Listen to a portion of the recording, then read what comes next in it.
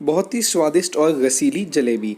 Hello दोस्तों, मैं आशिक आ चुका हूँ फूड लॉस पे एक नई रेसिपी की वीडियो के साथ। और भी कई ऐसी टेस्टी रेसिपी की वीडियोस के लिए मेरे चैनल को सब्सक्राइब करें और बेल आइकॉन ज़रूर प्रेस करें। तो सबसे पहले हम एक बाउल में 4 चम्मच मैदा ले लेंगे। इसमें हम आधा चम्मच चावल का आटा डाल देंगे ताकि हमारी जलेबी थोड़ी क्रिस्पी बने। फिर हम इसमें 1 चिमटी जितना रेड या ऑरेंज फूड कलर डाल देंगे। 1 चम्मच दही डाल देंगे और इन सारी चीज़ों को जो है अच्छे से मिक्स कर लेंगे। फिर हम इसमें थोड़ा सा पानी डाल के इसका एक घोल तैयार करेंगे। थोड़ा थोड़ा पानी डालिएगा, एक साथ में ज़्यादा मत डालिएगा। इस तरीके का एक स्मूथ सा घोल तैयार करेंगे। फिर हम इसे 5-10 मिनट के लिए साइड में रख देंगे। अब हम चाशनी बनाने के लिए आधा कप चीनी और 1/4 कप पानी ले लेंगे और इसे हाई फ्लेम पे चीनी मेल्ट होने तक पिघलाएंगे। जैसे ही चीनी पिघल जाए हम फ्लेम को लो कर लेंगे।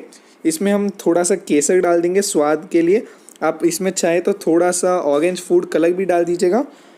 फिर 5 मिनट उबालने के बाद हम गैस बंद कर देंगे। अब हम हमारे घोल को ले लेंगे। इसमें 1 चिमटी जितना बेकिंग सोडा डाल के इसे अच्छे से मिक्स कर लेंगे। उसके बाद हम इस तरीके की जो जलेबी बनाने की बोतल आती है, कोई भी सॉस की बोतल ले लीजिएगा।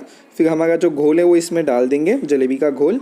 फिर हम इसे ढक्कन लगा देंगे और हम एक कढ़ाई में घी गर्म करेंगे। जो ऑथेंटिक जलेबी है वो घी में बनती है, या आप तेल में चाहे तो तेल में भी बना सकते हैं।